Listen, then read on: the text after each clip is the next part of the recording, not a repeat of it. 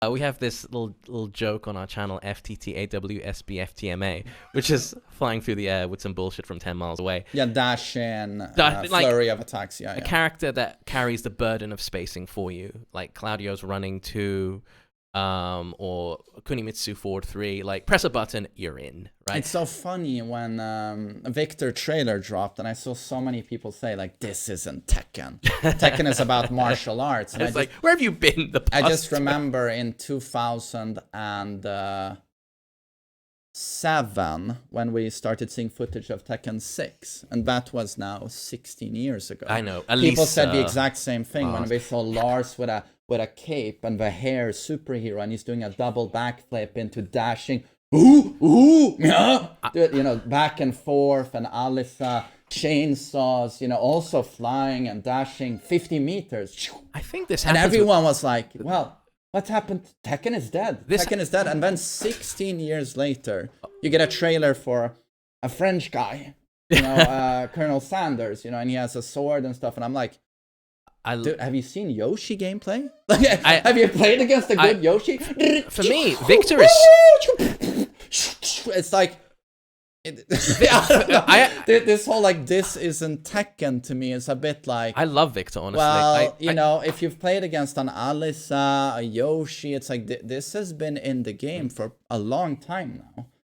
I think Victor is one of the most Tekken characters in a while, because he's so inspired by movies. Clearly, he's got Vincent Cassel, you know, voicing him, and he looks a lot like a character called Vincent from Collateral. I'm sure that's not a coincidence. With Tom Cruise, gray hair, gray suit, they look so similar. I really like that movie. I haven't seen it in a long time. I didn't pick up on it immediately, but yeah, a viewer told me. You realize he's Tom Cruise in Collateral, and he really is. Tekken has a long history of, like, cribbing from movies, like Brian, you know, Rutger Hauer, basically, right? Raven is Blade, for example. Yeah. Nina in the bride costume, like Kill Bill, right? It has a long, rich history of cribbing from movies. Bruce Lee, Jackie Chan. So for me, Victor is Tekken. It's that sort of, like, taking from Hollywood and with a bit of a twist, like, you know. Yeah. And, give him an anime sword, a katana, a few pistols, some lasers, and yeah, there you go. I think he's really cool. I can understand why people think he's over the top, but, I mean, where have you been for the past 20 years? There's so much of that, and I really liked Victor's trailer. And I like, you know, the his music, Paris setting. The music was actually the first one. I watched one of these trailers and I was like, this actually sounds good. I think so too. The soundtrack for Tekken 8 has been a bit of a disappointment for me. We'll get into that later. Oh yeah, no, I really want to like it. And, you know, you see the stages, character select and all of that, and it's just like, dear Lord. Yeah. Like, what happened to having, like, a composer and different melodies and melodies that fit the stages? You know, when you play Tekken 5, you go to the waterfall stage, you go to the shrine stage, you go to Moonlit Wilderness, Ground Zero Funk, and that it's like, you can tell a composer has tried to make an original piece of music that's melodic and that says something about the setting you are in. Yeah, that tunes into it. Like, and Tekken 4 has that as well, and it's just completely void these days. Yeah, I think they just contract almost the same guy since Tekken 6, or no, maybe not Tekken 6 is unfair to say, Tekken 7, or Tag 2, and they just say, just give us some electronic sounding beats. Yeah, and it's just it's a bit of a disappointment for me. I mean, just quickly going back to the whole idea of this character isn't Tekken. I've literally heard that with every Tekken game since 3. Eddie Gordo, oh, what are these kicks and flips? This isn't Tekken. Tekken 4. Steve, oh, he's mashing, he's punching everywhere, no kicks. This isn't Tekken. Tekken 5. You know, Fang has a sweep that goes under everything. Crushing system. Like, oh, this isn't Tekken. Yeah. Tekken 6, of course, Lars, Alisa. Tekken 7, Akuma. I think the funniest... What's this? The funniest for me was when everyone played the network test. First time we tried Tekken 8.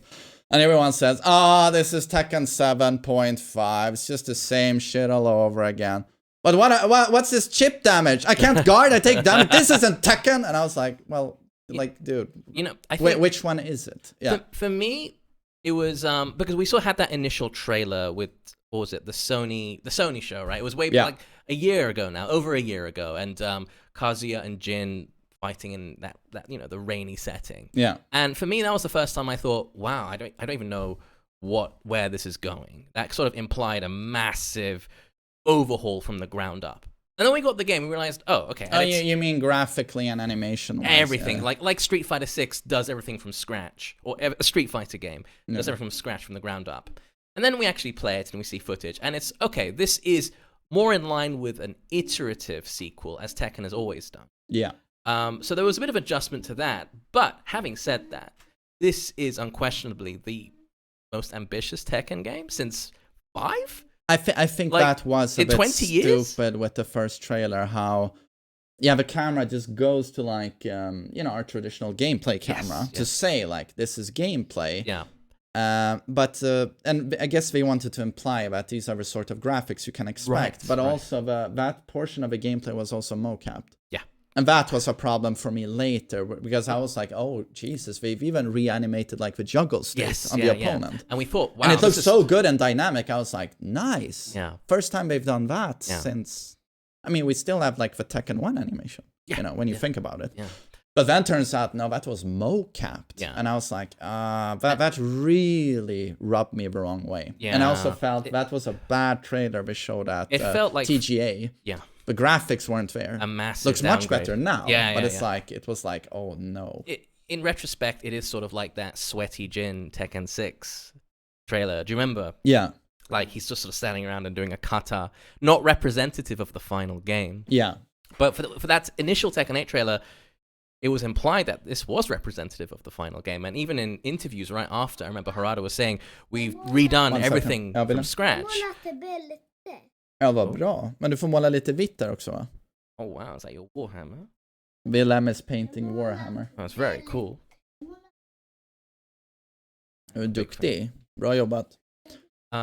Where was I? Yeah, Harada did say that like we've redone everything from scratch, all the animations, and I don't know if plans changed since then, or if a mistranslation or whatever. Yeah. But I got the impression like, wow, this is a major overhaul from the ground up. And now it seems like, no, that's not the case. It is more iterative. Yeah. The template is essentially there. But yeah, like, look, if they were going for that direction, this roster would not be possible. You'd have like half of this, if that. It would be a Tekken 4 scenario. But so, let's just close this part of the conversation. And again, it's not like we need to stress it. But so you are happy with this roster? Yeah. There's nothing here but where you go like, oh dear, that's a huge mistake. I mean, and also I thought it was, again, we can agree that it's the strongest lineup of new characters. Yeah. In my opinion, they made an amazing choice in getting rid of Chloe, Katarina, Josie, Elisa. I think Claudio Shaheen are Claudio Shaheen are the Tekken 7 and Leroy, right? Those are the Tekken 7 representatives. So they've axed quite a few of the They actually flushed like a lot of the names from Tekken 6. I think they should flush. Yeah. And then not to fat shame Bob, but I've always felt he's super uninteresting. Yeah. No, I am fat. Ha ha ha. That's the joke. It's a joke. Yeah, isn't exactly. It? Yeah. But I'm sure he'll come back. And the gameplay is just annoying. But also it seems like they've cut down on the amount of like.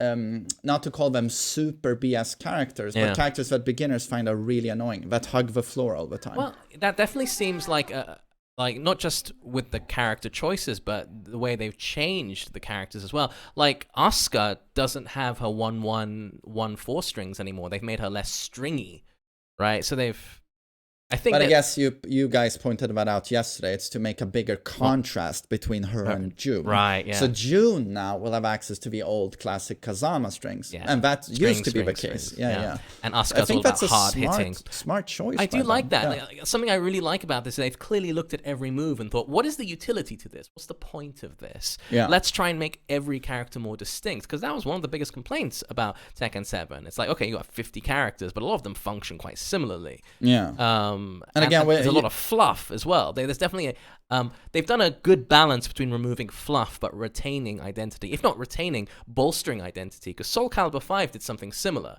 where they just axed huge portions of characters' move lists to the point where it was just like the characters didn't feel themselves anymore. Yeah, and I well, what's the English word I'm looking for here? I completely agree with that sentiment and that line of thinking from the developers. But at the same time, like, yeah, I've pointed it out many times in multiple videos that I'm very unhappy with certain characters. Like Brian and Paul, to me, have never been shining more than they do in this game. It really feels like they reinvented them in amazing ways, where it still feels like the core identity is there. It's just more fleshed out and nuanced. Exactly. They add so much. I'm not saying, I feel like a lot of people, they're just happy if their character is like super strong. I hear from a lot of Jin players like, I love Tekken 8 Jin because he's just god button after god button and he's easier to play. And I respect that sentiment. I can see why certain people feel that way. But to me, it's not, would I want my character to be solid at least? Yes. But I don't mind too much if you make my character low tier. I'll still play him. But when you hurt the identity of a character so much that it's like, oh wow, he's not fun to play anymore. It's like, in my opinion, like, this is so convoluted. Yeah. I'm flexing my arm, by the way.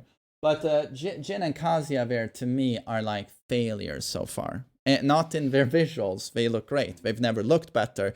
It's just that the gameplay is just like, for multiple reasons, like, oh dear Lord, what did you do? I think, but then with other characters, we can say, wow, you did Brian. Like King, or Brian, like, oh wow, or Hwoarang, even in my opinion, like, great job. Wow, you just enhance what he's supposed to be, but remove the fluff. Exactly, well. And still very fun to play, if not like more fun to play. No, I agree. With Jin, and I think Law is in a similar boat. Like Jin and Law are very popular. With beginners, and especially because they're poster boys and they're massively popular, but they are quite tricky. But in a sort of invisible, tricky. Like Jin is like Tekken easily 7, top 5 difficulty. Oh yeah, easily. And Law is up there. I would call him like an advanced character, but Jin to me is proper expert character. Yeah. But he's unrecognizable in Tekken 8. That's the thing, and I'm like, okay, so that's a sacrifice we have to make. But when I look at Kazuya. And the gripe I had with him at first was that he was so nerfed. But then I was like, I realized that, oh no, that's not the main problem with this character in this game. It's like combos that are fun. They've removed all of the creative combo routes or advanced combo routes. And even the basic combo route that they want you to do is legit bugged. It's bugged because the down for one hitbox isn't there. Yeah, it's bizarre. broken. It's bizarre. So okay, you've legit almost made him bugged. It doesn't really work the way it's supposed to. And then in terms of again making it simpler for people to pick a character up, you give him the demon paw that he's never had before, which is a safe threatening option that also works as space control. So now you had this awkward situation in Tekken 7 where electric was pretty annoying because why does it track to his weak side? So people, if you're just spacing away from Kazuya, you can actually threaten with a dashing electric. But here, a lot of top players, or high-level players, they duck and then they punish that electric on reaction. But against that demon paw, you can't duck that. Yeah, it makes it more stable. You're just gonna see demon paw, and when it connects, heat engager, and it's like, it's not going to make him strong, but it's going to make him very boring to play and to play against. So I'm like, well, what was the idea here? I think the changes they made to Kazuya from the CNT to the CBT were a bit puzzling. The two in particular was the nerfed hitbox down forward 1.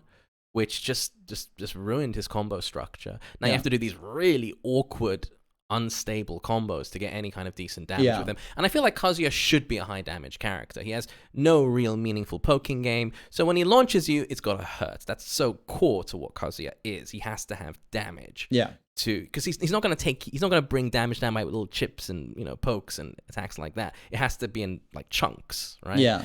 And the other one was the change to down back 2, which doesn't knock down anymore. Because that had it didn't strike me as overpowered. It was another mid you had in a selection of mids, and it had its purpose and its place. Yeah, it's like a less commitment lower risk, lower damage for free. Exactly. But now it doesn't knock down. It leaves the opponent. No, leaves them standing. Yeah. Well, I think it leaves them in both of you in crouch. I might be wrong there. Yeah, buffer and crouch. Yeah. It's season 1 basically. Yeah. But Kazuya doesn't have a meaningful mix from crouch. Like, so I don't get it. Like, no, it's just puzzling change. I guess they felt it was too strong, but that's the purpose of the character. Like, he knocks you down, he steel pedals you, and now he has his strongest vortex. Always after a steel pedal. Yeah. Having said and that, they removed so many of these, knockdowns. Power mids that knockdown. It's like down for 1-2 being gone. It's also massive for the character. I was wondering, like, with the current Kazuya in beta, I don't know if they're changing in the final version, but if you think both, like, gameplay-wise and story-wise, Jin is so OP. Yeah. And Jun is so OP, it's probably top 3 or even top 1. And now you have a potential sister look like gonna be OP. Yeah. I really, really sympathize for Kazuya story-wise and gameplay-wise. How he gonna survive? I don't even like... If you go by his tier gameplay-wise, Jin is going to look at Kazuya. Jin can really just use one hand to beat Kazuya. I mean, back to Tekken 7, we have Heihachi and Kazuya. It's basically like equal matches, and it's epic story-wise, gameplay. If you look at Tekken 8, I don't know, Kazuya gonna survive like 5 minutes. Yeah, exactly. Yeah. I think with Jin, the main change they need to make is to down 2. Of course, that's the big egregious one to me. Yeah. And it's not, I think at a high level play, offline, that move, I won't call it okay, but it's not going to be hugely problematic because I think, like, if you're really on it, you can actually block it on reaction. It does depend on the stage, though. No. You will never take that on reaction. I think you need to be looking for it, but it's possible. No, not at 22 frames. If someone like Arslan can do it, for sure. And there are a couple of people I can mention, like people I play against, who are like, they're almost inhuman in reaction speed. I think reaction speed is not just purely about numbers, but also about other factors. I mean, Jin flashes red when he does it. So on certain stages, it's quite easy to pick up. Like on Sanctum, which has a dark background, I find it easier to react to. But we have a sheep here in the background. But Axeln ramlar. Hoppa ner. Oh, we'll have. Hoppa ner. But on the city stage, I find it almost impossible to react to. So, and I think that's a design flaw, honestly. I just need to get this reaction speed thing out of the way. It's like Heihachi's Damaktu is very telegraphed. He does the classic, brings his arm up, everyone knows it's coming. And he says, hashish. Hashish. Ashi. I think it says leg, literally in Japanese. Ashi. Yeah. But again, it comes out at 23 frames. And the people who react to this are like, there's a tiny number of people. Oh, especially a lot of people think that, most people do that. No, it's more like 1 in 200. Yeah, it's a 0 point something. And like, I play a lot against a guy called U1. He's going to come later today. Super nice guy, fellow Swede. Du är brutt, Johan. And he's a young man. He's not that young. but young man reactions. Johan is 20 years old. And he can react to it. He blocks, he breaks throws. William, kan du bygga lite Lego? He breaks throws 100%. 100%. 1, 2, 1 plus 2. So his reaction speed is really good. And he plays against Heihachi all the time. He doesn't block damage to on reaction. And again, you say, it's William.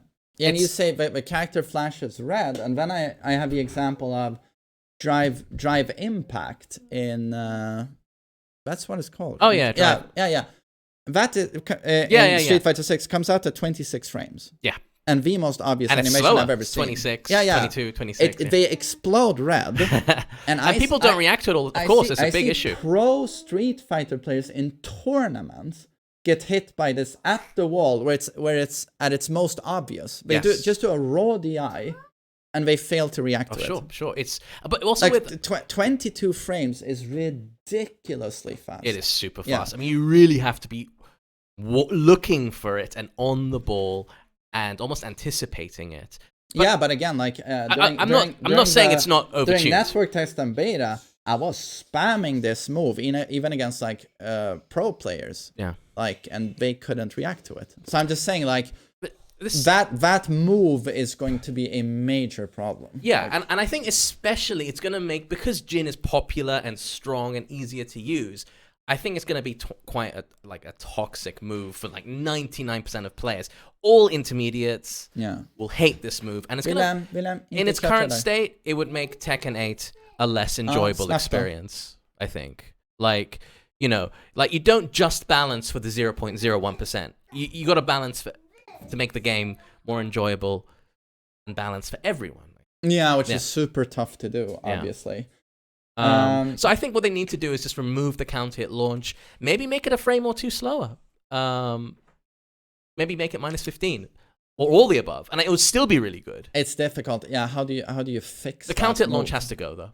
Like maybe he can get a little follow up, knock him down, follow up with fully crouched down forward. I think as long as it's like launch punishable, I think that move is fine. Yeah. But again, I don't want to talk too much about balancing. I think it's more interesting to talk about the general roster, but I just don't understand what the balancing team is thinking when they're like, let's give him a low that makes all of his other lows pretty much obsolete. But having said that, they nerfed his other lows. Down back 4, nothing on counter hit. Hell sweep, no more launch, right? Yeah, but the hell sweep is even more problematic than that, because it's like Kazuya's hell sweep, where it puts them in an airborne state, and now 40% recoverable health. Why am I going to risk that when I have a -14 that's going to end up doing more damage anyway? And if I get a counter it, you are dead. Yeah. The hell sweep's quite interesting though, because I mean it is truly unseeable. The hell sweep. It's still like what, 20 frames, right? Maybe lower. And on certain 20 stages, exactly. 20. On certain stages like Azucena, it gives you a combo. So there is a strategic use for it. If anything, I think they could make the Oki a little bit better from health, like -1 or something. I just don't see the risk reward ever being in your favor. Yeah. And it's like, even with that floor break, I get it, but it's like the scaling is going to be so heavy. And again, any damage you do after that, not only heavily scaled, but you're going to have half of that health recoverable. Yeah. All that needs to happen is that your opponent, after the tech roll, guesses correctly, punishes you, or regains their turn. That's a system thing, though. That's interesting for me. One of the most interesting things. But I mean, the system in this game does not favor hell sweep type attacks. No, it favors standing pressure. God, what did I just do? It favors standing. It's a momentum heavy game. It favors lows like that down 2. Yeah, because low parries are nerfed as well. Yeah, 100%. Down 2, minimum risk. If I counter it, I launch you. Still chunky, unrecoverable. True damage. Low parry nerf is going to hurt some characters a lot, especially Steve. Steve is sort of, he doesn't have the best while standing punishment, but it's sort of made up for in Tekken 7 by the fact that he can low parry. And that's why Marduk is such a nightmare matchup. Like, nearly every character can launch down 4. Steve can't. Yeah. So, I'm quite curious how Steve is going to slot into Tekken 8, because in some ways, he matches the system really well. I can see him having very good heat engages and being very dangerous with chip damage whilst in heat, but in other respects, the nerf to low parry is not going to be good. Yeah, so now we got sidetracked with balancing, which is a topic we could talk for 8 hours about. But something important we said was that they've reinvented a lot of the characters, and Harada said that the goal was to give them more identity. And I think with most of these characters, they did a tremendous job. I can talk for a long time how I don't like Jin and Kazuya. Yeah. But I do have to say that they did a great job overall. I'll sacrifice my main. They did a great job. I'm middle of the road when it comes to characters like Jin or Law. Like I get why they made them easier to use. They're so popular. Yeah. And I just think, for example, with Law DSS, right? The blue sparks are like a loose just frame, right? Like a 3-frame window or something. Yeah, like it's a free. It's pretty generous. So why not just have the legacy input for that? That's what I thought they were going to do, because I thought it was going to be hold forward, do normal, but do the legacy, high execution to get more damage. Blue spark. Yeah. It's bizarre that they wouldn't, because that's been there for 20 years more. And so since Tekken 4. Yeah. 2001. Right? Yeah, so why wouldn't you give something to the players who've mastered this quite intricate skill. I mean, just throw it out the window entirely. But it's funny because law players seem to have like just embraced this. I saw Rip's reaction and he was like, okay. And I'm just like, if he had like, to me, that would have meant Kazuya wave dashes by mashing down forward, like you do in Street Fighter X Tekken. And I would be like, every day I would probably, I don't want to be a crybaby, but I'd probably tweet pretty much every day saying, can we please revert this? Yeah, can we please don't do this? I don't mind the easy option. I mean, I don't think that DSS back forward is the most interesting execution. It's not as fun as like an electric or anything, which if they change that would be sacrilege. But like with this, the blue spark moves are DSS forward 3 and the legend kick, and you generally use them in combos. Yeah. So why not? Why wouldn't you? It's something I hope they do consider changing, but I think at this point it's pretty settled. Yeah. But so we have 32 characters. Yeah. They all have more identity, I would say. We agree that the newcomers are the strongest in a very long time. Yeah. There's only 3 of them, which is very small. But they all add something. They really shine. Yeah, they're all quite different. I imagine, this is just my headcanon, I imagine Azucena's tuned for beginners. She's very, very good at getting in, which is what beginners struggle with. And she seems to incorporate sort of Josie, Katarina. Yeah, she's a big mix of visually a bunch of characters. What bothers me about her? Maybe Chloe. Personality.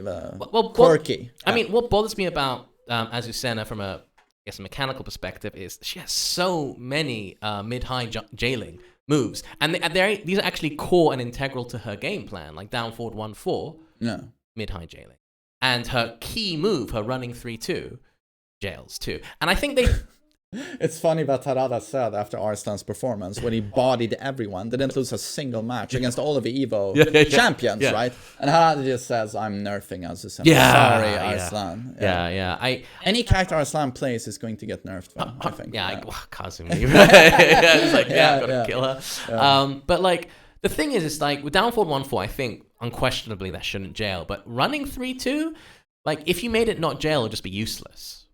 Like, I guess so, but it did seem pretty stupid. It is stupid. Though. I think they have to reduce the tracking on it. Especially when you've made while running easier. Not that that's a problem for someone like Arslan, but seeing him against Nidu while running, was it 3-2? He does while running 3-2, Ni blocks it, and then while running 3-2 in his face, and it's like I'm like, what exactly is Ni supposed and it's really easy to do running moves in someone's face now. So it's super oppressive. Ja, vi ska göra det om en stund, okay? Kan pappa bara prata lite? Okay. I think it's a 15 frame move that has huge range, plus frames, plus 5 right in your face, jailing mid high, and it's also quite hard to step, and that there's no counterplay to it. Like you need to make a move like that super linear. That's the only way it can work. Okay, so Arya, your thoughts, genuine thoughts, no bullshit about Reina. I like her. I was actually honestly when leaks, right? We all knew that she was coming, right? Yeah. So let's not beat about the bush. But when I first heard that they were, I hate that I got that spoiled. I really tried. Yeah, it's inevitable. But I feel bad because it's like both for the fans and the developers who put so much time and effort into like preparing this for years for us. I feel it's a shitty situation. Sure.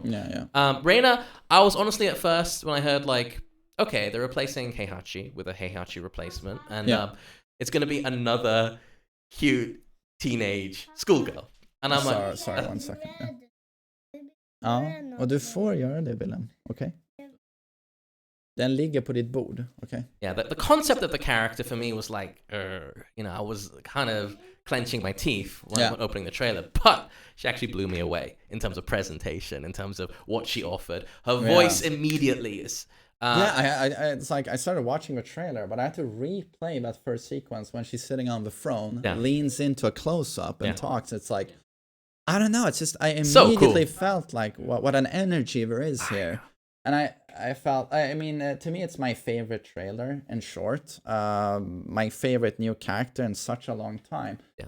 And I also have to stress this, like, she's a girl, and I don't think we've ever had a female character that's like so badass. This. Like, where it's like, I love it. She's actually super expressive in her face, and it's like, and she's it's not dainty. And it's she's a not believable badass energy. Yeah. It could have so easily gone a little bit higher and turned into a very corny edgelord. Sure. But it's actually a believable badass energy. And I was like, I think they knocked it out the park with her. Wow. And I understand there's been a very positive reception to her. And I think Yeah, they knocked it yeah, out for the sure. park. They knocked it out the park. I you know, in a lot of ways. I like the biggest criticism for a lot of the female characters in Tekken 8 was, okay, you look at the male characters, look at the female characters, the face models are just night and day, right? Yeah, exactly. You have these incredibly expressive models filled with textures and skin, men. Yeah. And then women, it's just like plastic. You know? More doll face. Right. And more so almost than the model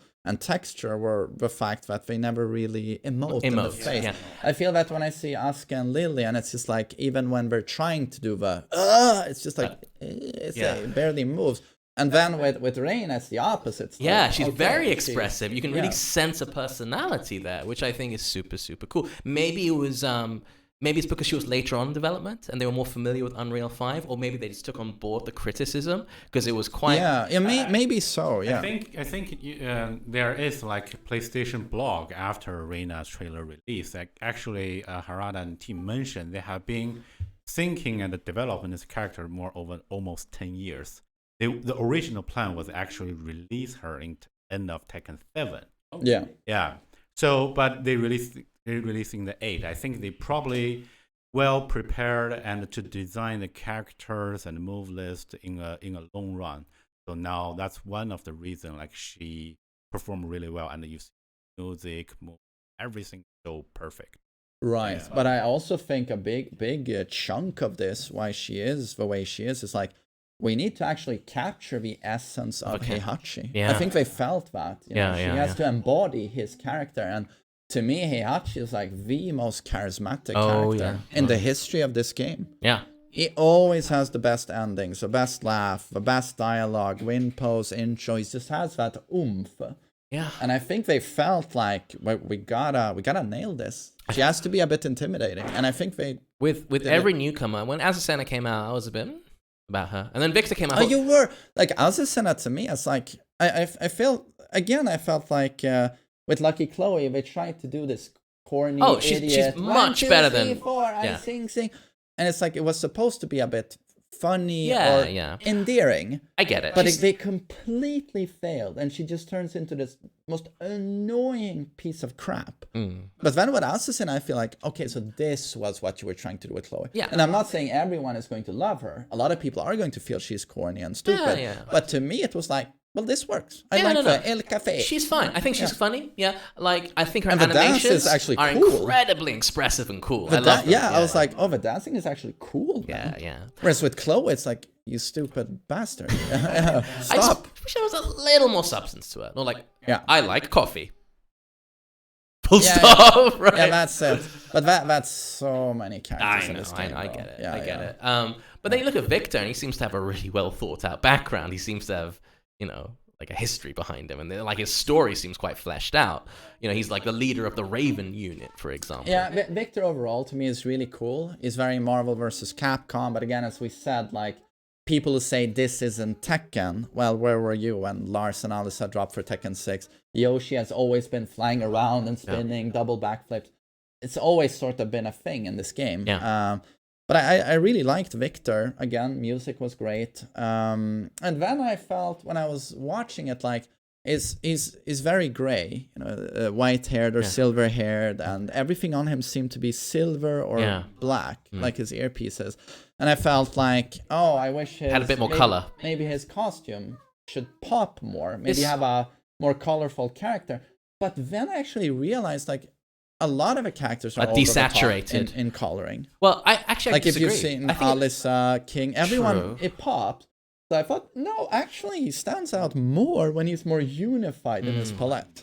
I feel like a lot of the characters, especially at first when we got like Jin, for example. And Vincent Cassel doing his voice to me is just like perfect, monumental. And I know a lot of people don't know about him, but it's like, very respected actor. Oh yeah, he's been in some incredible movies. I mean, Black Swan, Irreversible. Yeah. not a movie I recommend for anyone. Yeah, that's not easy viewing, but oh, you've seen it? Yeah. Yeah, that's as far from easy viewing as you could ever go, I think. Yeah. He's been in some incredible movies. He's a really respected actor. So that's why I love him being in Tekken, because I think it brings a level of class to Tekken. Yeah, he's fantastic. I am like, with every new character they've introduced, I saw Azucena, I was like, okay, she's fun, you know. And then Vix, I thought, wow, he's really cool. And then Reina, it's like, this is maybe the strongest newcomer they've had in but I'm a just while. Like, yeah, but so we agree that even though there's only 3 of them, they're they all all great. shine. Yeah. And then when we compare it to like Tekken 7 with Chloe, Katarina, Josie, Elisa, it's almost a joke. yeah, Tekken 7 newcomers weren't great. I mean, I think I would say Claudio is inferior to them. yeah. I mean, and Claudio we kept. Claudio's the most. I mean, I never liked his design, honestly. But I think mechanically, he's a character who kind of centers his game plan around a few core moves. Yeah. And that's quite interesting, you know. Like, it's he's a kind of a fundamentals based character, but in a very different way to say Kazuya, who also operates on a similar principle. Exactly. But in a very different way.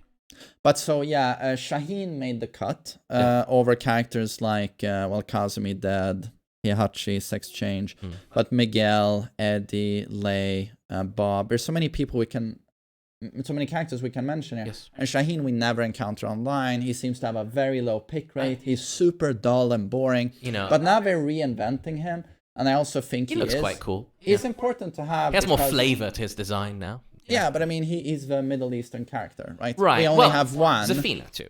Right. Egypt. But I think with Shaheen, I mean, you know, let's be upfront about it. He's a Saudi character, and Saudi's going to be a big part of esports plans. I mean, Middle East in general, I think should have representation, considering how big this game is in the Middle East. I would have massive. I would have loved to see a Pakistani character. Yeah. Oh, right. I think, and I hope that's probably on their minds, is my guess. I know. And super triple S tier. Yeah, like, you know, like Arslan at this point is probably objectively the best Tekken player in the world. To me, there's no question about it. He's head and shoulders the best ever, I would say. Like, there are many. I'm just waiting for him to win the first Evo for Tekken 8. And he takes his 5th title, and then it's just like... This is the thing, if the Pakistani players get their visa issues sorted out, but like... No one wants to see that tournament. It's going to be top 8. A football team of Pakistanis go in, and like top 25, Pakistani. It's not just Arslan. I've heard like there are so many killers. There's a million of them. It's that we talked about him yesterday. God, where do we go? Tanvir, Claudio player, exactly. Smoked Knee, like amazing player. Just goes up to him and like, oh, Knee, you're gonna back one, ducks in his face while starting to punish, and it's just like, well, where the direction this is going in is like, Korea, like. Solidified position too. Unquestionably. Solidified. Have you seen Kore's documentary about the Pakistani? No, I missed that one. That's but I heard fantastic. it's really good. But you watch and you understand why they're so good, because they have such a strong knit offline scene. Perhaps the only one existing in the world right now, where players just grind it out. They used to have together. that in Korea with Green Arcade. That's why they were good. But then they all became streamers. They sit at home. They don't do the meetups, and then in Pakistan they have a huge locale where 100 Pakistanis sit up. Well, when Green Arcade shut down, there was a noticeable change in the level of play for Koreans, and it was that's, you know, you need a hub. You do. You're only as good as your competition. And is that maybe what's leading to I don't know, I know League of Legends is very popular in Korea, but so are Pakistanis seem to be masters in so many games. Oh yeah. It's like I'm really into Dota too, and I know Sumail, who's the best mid laner in the world, or considered. I think he won TI 2016 or something. I'm not an expert in this field, but he's from Pakistan, so it's like Dota, and then King of Fighters, Street Fighter is big there. Yeah, King of Fighters is huge there. Yeah. Sorry. Oj, vad fint det blev. Duktig, high five. Bra jobbat. Du använder inte för mycket lim, va? Det luktar lite lim. Okay. I think in a post-COVID world where like arcades are basically dead, this is like Pakistan has a huge advantage here, because they are like one of the few communities that have a strong offline player base, and it's ingrained in Yeah. their play style. I think like if other scenes want to step it up, they need to start creating like regular offline sessions. You know? Yeah, but it's like from the Korean scene, you don't see too many of these like 19, 20-year-olds who are super into the game and just picked up Tekken digital, 7. it's all online, and they picked up Tekken 7 as their first game, and in a few years they're like, whereas in Pakistan, I don't know how many 20-year-olds I've seen in their locals and stuff who just, I play this character, I play this character, this character, this guy, and they just absolutely stomp, and they give Arslan like big trouble, and it's like, how are you going to compete with this? Somebody asked, why does offline matter now?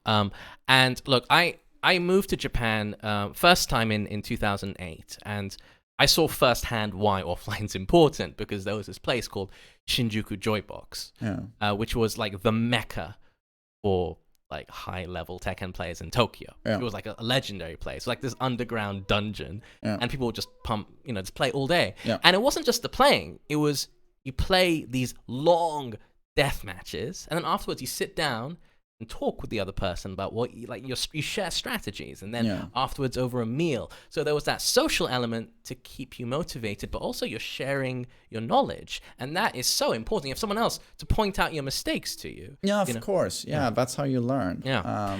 Online, it's all online. You're on an island. Yeah, it's like if you want to be competitive, you gotta play as a team. Yeah. Even though it's not a team game, when you play an offline session, it's literally everyone helping each other out. Yeah, and explaining matchups as you go.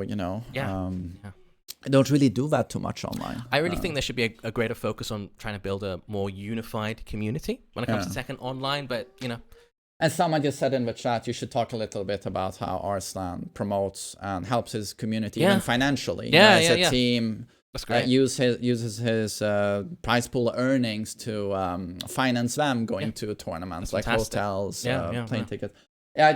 On that point, we talked about it yesterday. What an amazing, not to talk too much about Pakistan and Arslan while we're doing our roster conversation, but could you have a better guy as the face of your game, or as humble, your champion? Very presentable, articulate, cheerful, positive. Yeah, he's awesome. It's like he's and I even feel like it's almost enviable having him if you're from any other fighting game. They have cool champions, but I feel like Arslan is just like fantastic, represents exactly what you want in a person who is. There's a real humanity about him too. When he was praying at the end of 2019, when he won Evo, which was a very touching, cool moment. And it's for everyone. It's not something you expect from an esports environment, but you expect an esports pose or this. I'm the best. It's like it adds so much grace humanity to and it. flavor, and it's like fighting games. The reason I love them is because they're international, embracing cultures. And,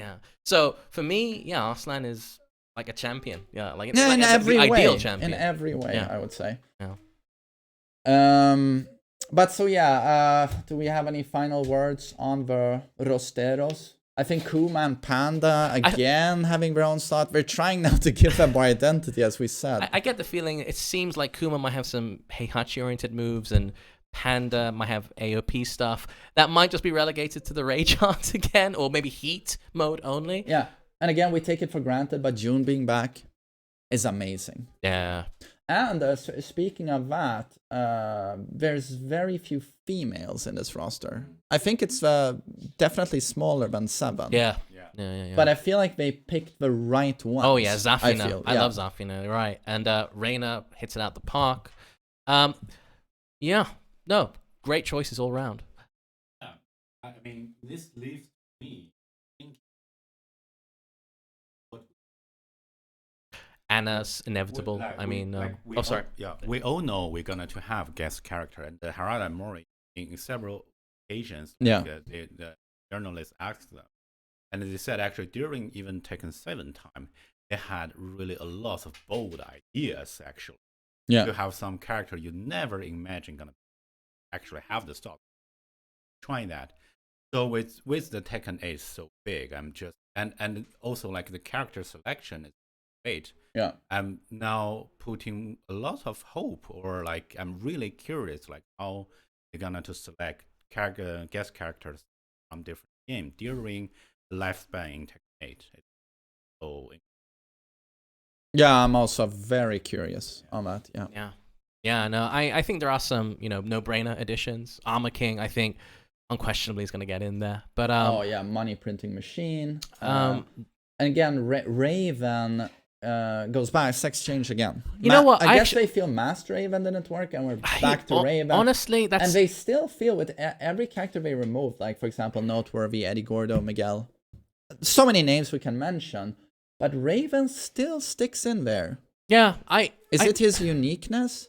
I think, well, on the topic of Raven... They really want to make him work. You can tell because they're like... It's quite different. He's not played a lot in Tag 2. No. Okay, Tekken 7, sex change. How does that work? I guess it didn't work because he's back to Raven, but they still include him. Yeah, he's never been that popular, but he's... I think there's a need to have, like, Yoshimitsu is a ninja, but he's not really a ninja. I think they feel the need to have, like, a ninja character in there somewhere. And they're trying to make Raven work, and I like Raven as a ninja character. He's so distinctive and unique, unlike any other stereotypical ninja you see in, like, other fighting games. Yeah. I honestly prefer Master Raven as a design. I think she's cooler than regular Raven. But Raven's fine, too. He's basically Wesley Snipes. He's Blade.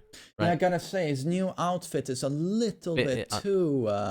on the nose, anime too much, pops too much. I agree. But I really like Raven. So I'm happy to see him back. Feng Wei was very expected.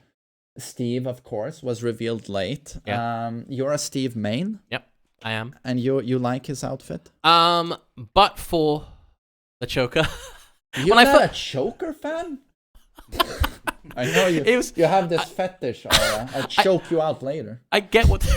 Looking forward to it. I get what they're going for, like punk rock, like British punk rock. Yeah. But, like, Steve is supposed to be a mix between... It's good that Willem doesn't know any English, by the way. But go ahead.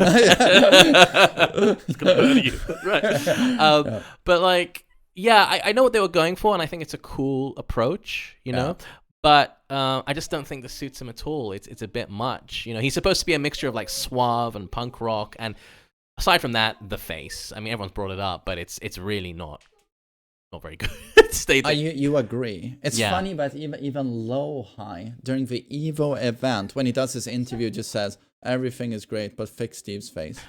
Almost crying. This is the thing. I thought maybe at this camera angle with this lighting, maybe it's a bit off. But no, I looked at other screenshots. It's like it's from multiple angles. He's very puffy in the face, and something's up with the jaw as well. And the hairline, is too low. Yeah. And the voice is also awful. Eat this. These are the fists of a champion. And I'm just like, dear Lord. Who was overseeing? Who was the voice director? The voice direction for the Japanese characters is really good. Really good. Kazuya, Reina, fantastic. You hear Reina and you're like, well, she's Nobara from Jujutsu Kaisen. And you're like, is this super low production, cheap 3D animated kids show? There's no shortage of British voice actors. I mean, couldn't you get anyone? Couldn't you get Jason Statham? Right? Like, I don't know what they're going for with him. Is it like a posh North London accent? Is it a Cockney accent? At the moment, it's just... At one point, he was actually, I think they had an Australian voice actor playing Steve. So... they've never really got it right because he's... and Ben Marduk is supposed to be Australian, but he's US. Steve really, I have to say, disappointed me, and he's one of my favorite characters in the franchise. Due to how unique he is. I love him, of course. If you remove him, like, to me, it's not even Tekken anymore. Yeah. But what did they do to his face? But due to the criticism, I'm thinking they actually fix it. Let's hope so. There's still a few months till release. Yeah. It'd be funny if we get, like a face patch down the road. Having said that, if you're playing on PC, almost inevitably the modding community will do something. Yeah. About it. And then Leroy was super obvious. He was even in the Netflix show. Oh yeah. Enormous popularity right out of the gate. And I think actually Leroy was actually designed initially as a Tekken 8 character, but they decided, okay, why not? Let's just throw him in Tekken 7. Test That's these ideas. Probably true. Because his whole game plan is he's centered around heat, like his multi-punches, his Hitman stuff. That takes off tremendous chip damage. He's designed around taking chip damage. Yeah, And speaking of that, I thought it was an unfair criticism where people say like the devs these days, they just add characters like Victor. Why is it always so over the top? And like how Lucky Chloe was never a fighter, Katarina, it never felt like martial arts again. Yeah. But then they did actually add as DLC. You know, Lydia. People forget Lydia, Leroy is Ip Man. Fakum Ram, while over the top in his visuals, is still Muay Thai. Muay Thai, yeah. Yeah, so it's like they really pretty grounded martial arts characters. Yeah, for sure. Yeah. I would be surprised, honestly, if we don't get Lydia back, because she is now the de facto, like, straight up karateka. Now that Jin is backflipping in. Yeah, but I feel like she took she was ambitious, but such a nosedive in popularity. And like she drops, and we see her a lot, and she's in tournaments. But as soon as they give her the big nerf treatment, it's like I see literally one person playing her, Lennon, in the EU. Yeah, that's it. Yeah. I also think like Fakum Ram and Lydia were clearly testing grounds for some ideas in Tekken 8, like Fakum Ram's wall breaks, of course. Now Brian has it, and Paul to an extent. Yeah. And with Lydia, like when I look at a move like forward 2, sort of like a watered down heat engager, if you think about it. Right. Not for sure. I just don't have my hopes up for her. I think she took too much of a nosedive. And I think Fakum Ram as well also disappeared. Yeah, whereas Leroy, after all of the nerfs, he's still stuck in there. Yeah. You still see play with him. He's quite easy to use, you know, and he's just well-rounded. Yeah.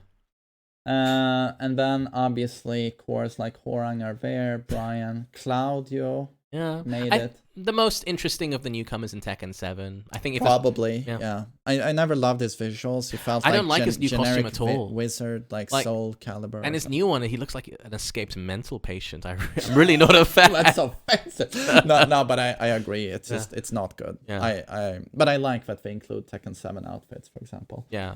And then, how do you like Yoshi's redesign? I love it. It's my favorite since Tekken 3. Oh, it is. I disliked it at first, but it grew on me. It looks cool. I think my favorite Yoshi designs are like Tekken 2, Tekken 3, Tekken 4, and now Tekken 8. Because I wasn't a fan of 5, 6, 7. For me, it was a gradual decline for each game. He had some cool alternate costumes, but like 5 was okay, 6 was awful, and 7 was just like such a misjudgment. Because like he's so overtly organic in Tekken. So he's an octopus, and he's always the interesting thing about Yoshimitsu. He's this cyberized ninja. There's, he's like, he's wearing a mask. There's some humanity to him. It's an armor, right? Yeah. And I like the fact that one of his hands, you can see his fingers. He's becoming a bit more human again. Yeah, I do but love he's that. been all over the place. But I gotta say, job well done. And then Dragunov is one of the biggest winners in terms of redesign. He looks super dripped out. Yeah. Like I love his outfit. Yeah. And Leo looks quite a bit different. Way more feminine now, I think, and like taller, more slim almost. The thing with Leo is that Leo is always, they've always kind of, I want to say, like with each game, they actually use a gender, but it shifts. Like in Tag 2, Leo has bikini customs. Yeah. But in Tekken 7, Yeah, I think that, of course, that's the point of the character. They're sort of gender fluid. Right. And that's unique, I would say. Yeah. And then Kuma obviously doesn't miss a game. Shaheen, we discussed. Like, he was very dull in Tekken 7. I think we all agree. No one played him. But again, you want a Middle Eastern character there. Saudi especially. Yeah. And then Panda, obviously. I'm a huge fan of Zafina's redesign. I think she looks fantastic. I love Zafina, but she's already super cool in Tekken 7. Yeah. What was a joke in Tag 2 Tekken 6, I felt? Just looked like a stripper, in my opinion. So boring. And then the Tekken 7 redesign, beautiful. They nailed it. And this is just an extension of that. I think it's even better, It's brilliant. It seemed to have a cool gimmick in her rage art as well, where she makes them small and crushes them, or she becomes a giant. I don't know. Awesome. Yeah, I love it. So more like Azazel arm stuff. So that's cool. Lee, however, to me... Well, I see what they're going for. Like this Tony Stark style armor, right? For me, Yeah, but like the thing that really drags it down is the goggles. 80s B action reject armor. Yeah, it's not a very good. cool looking. It looks armor. a bit dorky, and I think especially I think we're going 100% comic relief now with Lee. Potentially, yeah, because he throws the grenade, Yeah. and he doesn't say excellent. He says Marvelous. Yeah. Yeah, no, I think he goes from like used to be a mix in Tekken 4 of like in Tekken 1 and 2 he's treated very serious. Yeah. And then after that with Tekken 4 he's Comic he's relief. a mix of like swag cool and comic relief. Yeah. But now I think they go joke like character. 100%. You know, Or they wanted a more clear contrast between Victor and Lee. That's the thing. I think they're probably going for that. They felt they're too similar. Two guys in suave suits. He's a young Victor if he also goes dripped suit and the hair. Yeah. Right. So well, like young, he's like in his 50s. I think he's probably older than Victor, right? Like, no, wait, how old is Victor? They're probably both in their 50s. I don't think there's a massive age leap between them. Yeah, but Lee is just a joke. He's 50, but he looks like 25. Yeah. I mean, you know, all I can say is thank God you can pick other costumes, legacy costumes, because I'm sticking to the Tekken 7 costume. Well, hopefully they have the Tekken 2 or Tekken 4. None of Lee players using this. Yeah. Maybe a few of them, but it's like everyone is going to go with Tekken 7 or Legacy. Yeah. I would love to see... Very cool. Do you see that? Just glued this Astartes. Can you see it? That is pretty sick. Black Templar. Oh yeah, Black Templar. Okay, autofocus is. We have so many faces in the camera. Vad fin den blev, bilden. Bra jobbat. Och jag tog på den här själv. Bra. Jag tog på den här. Ja, det gjorde du. Duktig. Bra jobbat. Vi ska bara prata lite till, okay? What are we talking about? Lee. Lee. My favorite Lee costume is Tekken 4 with the vest and the he looks so suave. You know, it's like but a relaxed sort of CEO. Tekken 4. Yeah. That's his best look, I think, as well with the stripes. I would love to see that return. That's one of the best costumes in the series. And then Alisa, I actually have to say I don't like the redesign. It was too much. I know what they're going for. They're really trying to focus on the ballerina side of the character. It looks like a ballerina costume, right? Like Black Swan or something like that. But the color coordination is off. It's all over the place. Yeah. You know what I thought headcanon is that because she seems to be growing in like sentience, is that she's sort of at a childlike level where she's just like picking out colors and like, oh yeah, this looks cute.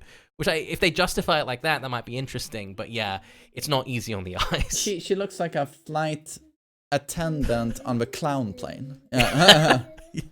Ooh, very cool. What is this? What is this? Den fick du från Ciao, va? Är suddigum. Åh, ciao.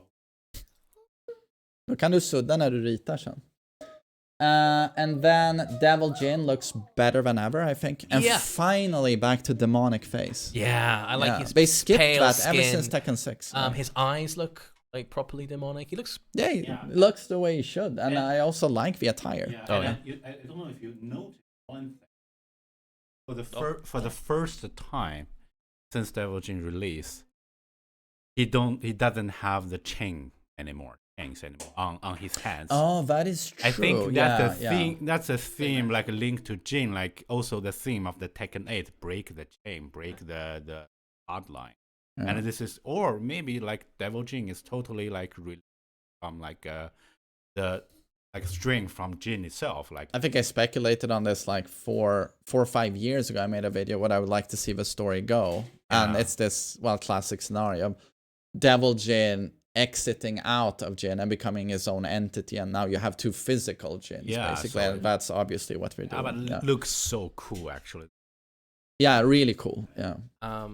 Yeah, he looks sort of gothic, vaudeville, sort of vampiric even. It's pretty interesting. And he looks so good. And these two, while looking good, are a bit lackluster in terms of gameplay due to a lot of nerds like me. A lot of people have said that we're looking to Devil Jin now to sort of carry the Mishima torch a little bit. I think that it's a deliberate thing to have 3 Mishimas and 3 Kazamas, right?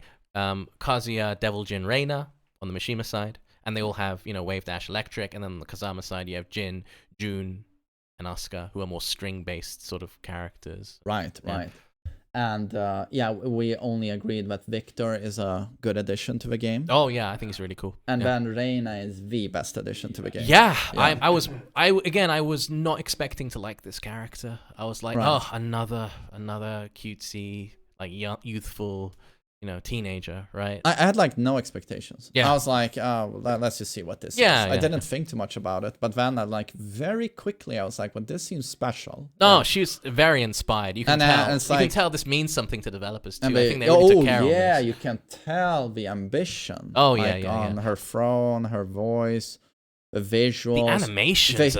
Both her heat smashes are almost rage art caliber. I love the contrast between. Okay, so And best rage art in the game. I think. Fantastic. I thought Kazuya's was like number one. But I then, like Jax as well. like the subtle allusion to Heihachi in the I heard about that, but that's not what it was. It was more this like The there's impact? so much character in the it. art direction. It just looks Yeah, beautiful. no, but it's very personal Yeah. in a way. She's interacting so much. Yeah, Like, yeah. it really shows you like who she is. Where Exactly. She comes from. Very, intensity. in it. Yeah, no, it's like the character's brimming with personality. And I of think- course, you have a final shot. Camera pans out far away, long Yeah. distance, and then the moon and everything. It's like oh yeah, more of this. yeah, phenomenal. And in the same game, you have like Jin's rage art. Yeah. And it's like, and okay. that's I'm really not a fan of that one. It lacks impact. It so lacks momentum. dull, so dull. Yeah, I get the feeling though that Jin was probably beginning of development, and 32 characters later, they're probably quite experienced. Oh yeah, with but you this can engine. tell with how they designed the heat system as well. Like Kazuya and Jin are so bare bones. Yeah, And then the other characters like really fleshed out heat Oh, yeah. mechanics and I imagine, options. Imagine this game's been in development for like 4 or 5 years at least. So no, that's a long time, and you're going, the way you implement heat into characters, the way you design characters, is going to change over that time for sure. Right. But okay, we are at 1 hour 24 minutes. We've talked about the roster, so I just very quickly, like, I don't want to talk forever, but like, what are your general impressions so far of Tekken 8? I've gone through several different mindsets on Tekken 8. Like when it first came out, the initial trailer, I'm like, oh my god, what is this? This is completely different. Yeah. And then we got the Game Awards trailer, and we played it a bit. It's like, okay, this is basically Tekken 7, but like the biggest twist on Tekken 7 we've seen it, or the Tekken 5 formula, really, we've seen in a while. The alpha version you played in Lyon, and I played in Tokyo. That was absolutely bonkers. Like, for example, I had one round, like, Paul hits you with a death fist. He goes into heat with 2 heat energy and 2 heat cells. He does another death fist. Heat dash cancel. Another death fist into another heat dash cancel. It's just unending pressure. Yeah. You had 3 coin flips, right? Yeah. And it was more damaging. It was longer. I felt like the frames on heat dash cancels were just even bigger. It just felt probably bigger as well. Yeah. It felt incredibly oppressive. And with each version of it I play, they tone down heat, and they bring it more in line with Tekken 7, because which I don't think is a bad thing by any degree, because heat was just overbearing. It was because Tekken 7 is already a very complete game. You could actually probably play that game for the rest of your life. You'd still discover new things. Yeah.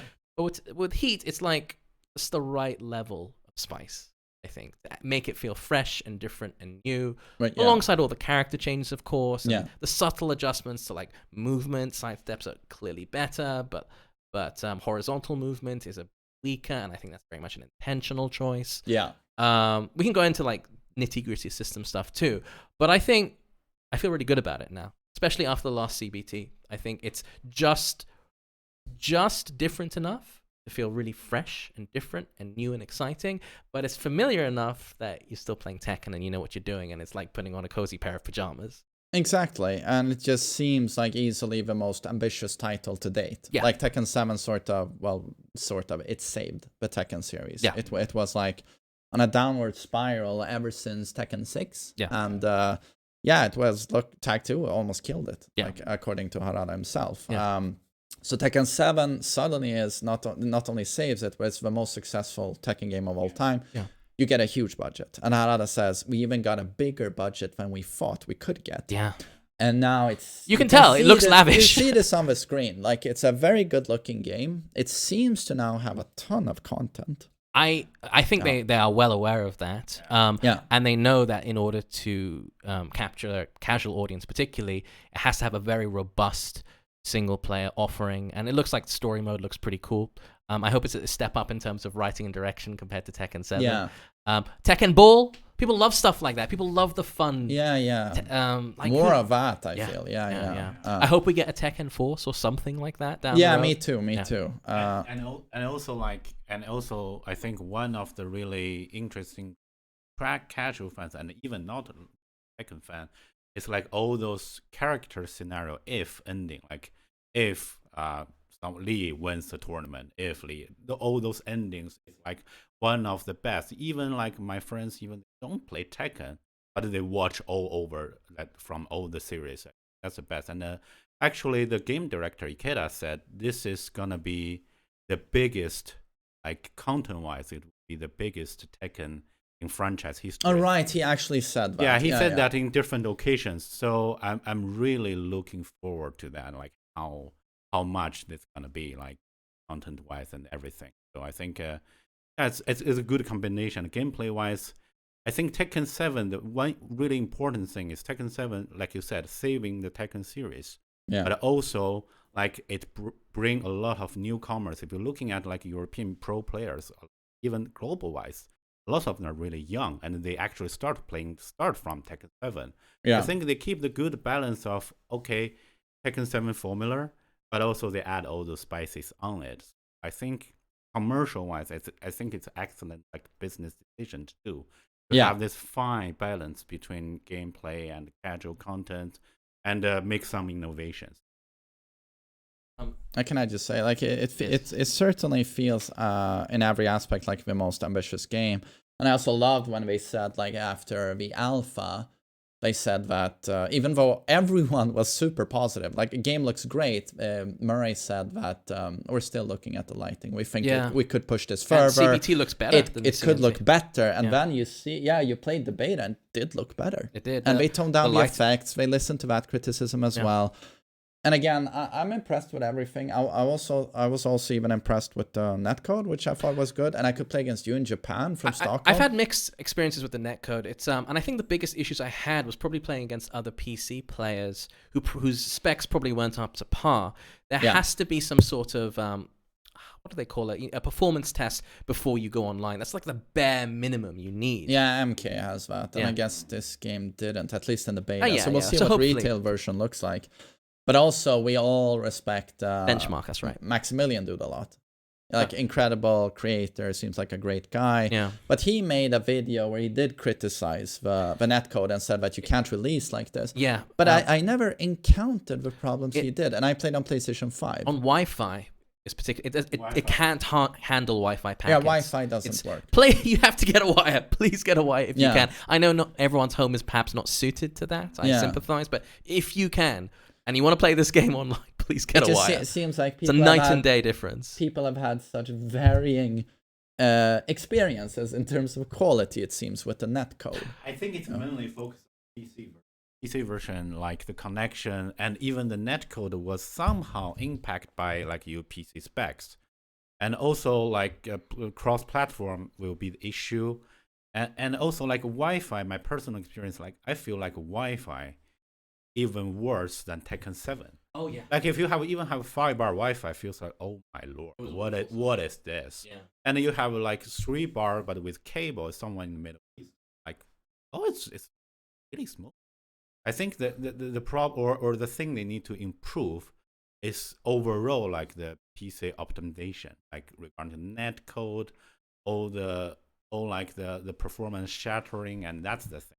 PS5 version so far seems like the best optimized. I just remember someone saying, and I don't remember if it was Max himself, I do not want to put words in his mouth, but someone said even Tekken 7 netcode is better. Tekken 7 feels more responsive. Stable. Because when I think it was legit, like, it feels more responsive. And when I play Tekken 8, it feels like there's more delay when I press. And I'm just like, are we playing the same game? Like, I remember when I came off a network test. There are options. Maybe he had a different option to you. Yeah, who knows? But when I came out, I mean, I played Tekken 7 for a living. Yeah. And then when I came off the network test and played Tekken 7, I was like, even on a 5 bar with guys I know are right next to me, compared to Tekken 8, I certainly felt this delay when I pressed and it took long. It felt sluggish. And when I played the beta, again, of Tekken 8, it's so responsive. And when I go back to Tekken 7, it's like I press a button, it's like, even if there's not a lot of delay, you certainly feel the difference in quality. I felt Tekken 8 felt more responsive overall, but less stable. Like, some matches were fantastic, some were like barely playable. Yeah. But regardless, like if you're comparing Tekken 8 netcode in its current state to its contemporaries, to its competitors, Street Fighter 6 and Strive, it's not at that level, right? And I'm wondering why that is. Yeah, is it because Tekken 8 is working as a 3D game and it's more complex dealing with 3D hitboxes and all that kind of stuff? It's hard to know because there aren't really any other 3D fighter competitors to compare it with. And yeah, it might also be because like Street Fighter and Strive were built from scratch. And I've heard from rollback developers that a core component of having good rollback netcode is you need to decouple gameplay from audio-visual logic. Yeah. And if you're building a game from scratch, it's easy to do that. But Tekken 8 seems to be built on the framework of Tekken 7, right? So yeah, I don't know. I just wonder how much had to do with like PC version perhaps being slightly less optimized, or people still building shader library, or people on poor connections. It's very hard, but I can only say like that. Like my experience was super good. My experience was mixed. Like sometimes it was great, sometimes it was, as you mentioned, Chow, like bafflingly poor. And I played on PlayStation 5. Yeah. So yeah, I mean, I hope, it was a test fundamentally. But I do remember when Street Fighter 6 was in its beta stage, the netcode was pretty flawless even then. So that is a bit worrying for me. Yeah, it is my biggest concern regarding Tekken 8 going forward. Yeah. Okay, well, I'm overall like very positive, and I'm hoping what we see next is really cool. We should have a trailer within a few days again. Yes, I think trailer. Yeah, I think they had a little plan for like probably Yoshimitsu next if we're going by that order. If we're going in this order, it would be Yoshi, and I would like this order with Steve and Dragunov, except for Devil Jin last. But it kind of makes sense that they know he's such a big deal and they hold him off until super late. I'll be in England when the Steve trailer comes out, if that's so nice. I'll see if I can do something for that. I'll be home like a few days after that. You gotta be a pro, like Rip King J. You record something in the toilet at the airport. Hey, yo, what's up, guys? Yo, yeah. Gotta be a YouTuber, Yeah, I'll try. But I'm thinking that's the conversation, and now we play some Tekken. Yeah, mate, pleasure. But really good talk. Thank you. Pleasure is mine. Hey, thank you for having me. And I just want to say, like, I've been a Tekken content creator for about 7 years now, and throughout all that time, even when the channel was small, you were the most supportive peer, or like you from day one. You were like super, super inviting and welcoming and friendly, and I wouldn't still be doing this, honestly, if it weren't for your support as a friend and a mentor. So I'm gonna start crying. Well, cheers, man. But I'm just a huge fan. It's like I love Tekken, and I think you make the best content for Tekken. So to me, it's like you enrich us all. Like I don't know why people gotta get so competitive in communities like this, where you don't want other people to succeed. But to me, it's like you succeeding and doing well. It's just like it helps me because it helps Tekken. I love Tekken. I mean, when my channel got a bit bigger, it did get ugly for a while, I won't lie. But like one of the reasons we're going full forward with Tekken 8 is like fighting games are a social game, right? Like that's a huge part of it. And if you don't enjoy the environment around you, you're not inclined to play. Yeah. So it like having friends like you is a huge part of why I'm doing this. Thank you to everyone watching, and thanks to like everyone subbed on the channel and all that. Like, thank you for being Tekken fans. That's what it's all about. Yeah, and likewise. But so yeah, there's not gonna be a kiss. There's gonna be a hug. Not on screen anyway. There's gonna be a crying hug, but it's gonna be off screen because that's for me and Arya, not private for you time. Guys. Yeah. But let's play some Tekken. I want to do a 1st to 10 with Arya. I think that would be so sick as well. That'd be sick. Yeah. Who's the best content creator? Whoever loses has to shut down their channel. I'm quite out of practice, I have to warn you. An I quit match. WWE. All right, let's go for it. So it's going to be my main, Steve, against your main, Kazuya? Yeah. That would be the coolest, I think. Or should I play Marduk? No, thank you. Please no. What a scrub. That's my most hated matchup. Steve Marduk. Why does everyone hate the Marduk matchup? I don't get it. Honest character, hard-working, reasonable damage. Nothing bullshit about Marduk. Yeah, I just don't get it. No one wants to play against Marduk. Yeah. Why is that? Scrubs. Or we know perfectly fine why. But that's why I always love when... Because I like playing Marduk, but I don't like playing against Marduk. And I understand why people hate going up against Marduk, because he is a pile of shit. He's so cheap. But that's why I always love these like Xiaoyu maids or Chloe maids who can't fathom that someone doesn't like their character. Just slap the makeup. What? Yeah. You're a scrub, of course. That's the reason why. Here's a Xiaoyu maid. No, it's a Xiaoyu maid. Okay.